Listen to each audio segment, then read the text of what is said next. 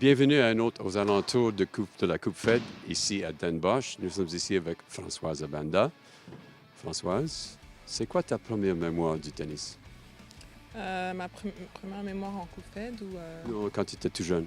ma première mémoire que j'adore le plus, c'était à la Coupe Rogers à Montréal contre Sibilkova sur le court central. C'était vraiment un grand match pour moi en tant que joueuse.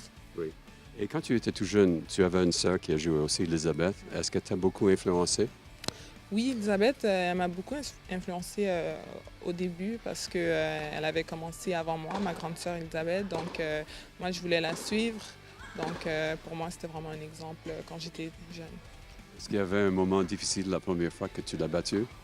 Euh, je l'ai déjà joué une fois dans les tournois provinciaux canadiens. Elle m'avait battue, mais aujourd'hui, c'est plus le cas. Je me souviens de 2012 à Wimbledon. Toi et Eugénie Bouchard étaient tous les deux en demi-finale. Ouais. Elle a passé en finale et toi, tu as passé un cheveu de passer en finale aussi. Ça aurait été quelque chose, deux Canadiennes, deux Québécoises en finale.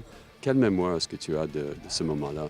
Oui, je me souviens très très bien de l'année à Wimbledon, quand j'avais perdu contre Svitolina, aujourd'hui qui fait très bien sur la WTA. Donc c'était un très bon match pour moi, ça reste un bon tournoi, des bons souvenirs.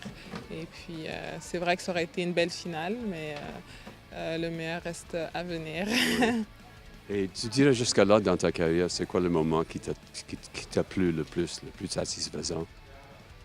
Le moment le plus satisfaisant pour moi, honnêtement, c'est vraiment en Coupe Fed. Parce que oui, c'est bien les grands chelems et tout, mais il y a un truc de spécial, jouer pour ton pays et essayer de gagner pour ton pays. Et j'ai toujours eu des très belles expériences à la Coupe Fed.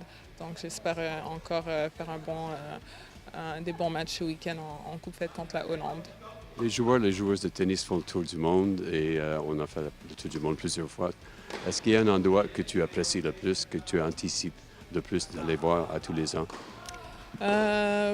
Honnêtement, finalement, à force de voyager, je me rends compte que Montréal, c'est vraiment une très belle ville au monde. Donc, j'adore Montréal. Sinon, j'aime bien le US Open à New York. Je pense que c'est un tournoi que j'aime bien aller à tous les ans. Tu maîtrises très bien l'anglais maintenant. C'était quoi le clé de maîtriser l'anglais et de vraiment bien parler? J'ai maîtrisé l'anglais à force de dire les points, le pointage. C'était la première étape. Ensuite, à force de voyager avec l'équipe canadienne, les gens de Toronto, j'ai appris notamment avec André Labelle quand j'étais toute jeune. Donc, je pense que l'environnement tennis m'a beaucoup aidé avec l'anglais.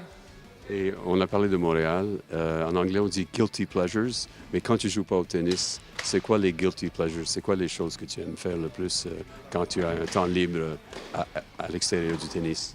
Quand j'ai du temps libre, honnêtement, j'essaie juste de me relaxer, éviter les blessures et rester calme. Mais je suis une fille très simple, j'ai rien vraiment de particulier que je fais.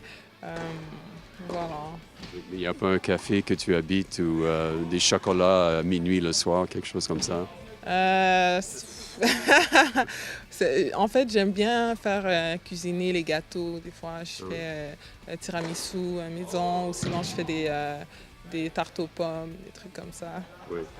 Et évidemment, tu étais au Centre national en même temps que Félix Auger-Aliassime. Est-ce que ça te fait chaud au cœur de voir comment il a évolué?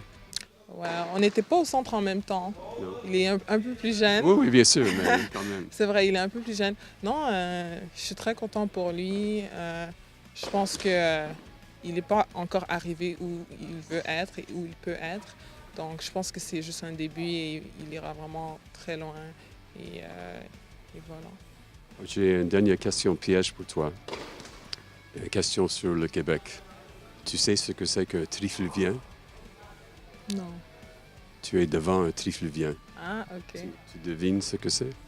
C'est une région au Québec? Une ville. Une ville au Québec, ok. Non. C'est Trois-Rivières. Ah, Si on vient de Trois-Rivières, on est soit trifluvien ou trifluvienne. ah, ok. On Good to t'y- know. on t'invite à emmener tes gâteaux à Trois-Rivières pour faire goûter les gens là-bas. Ok. Merci beaucoup. Ok. Merci Françoise. Merci.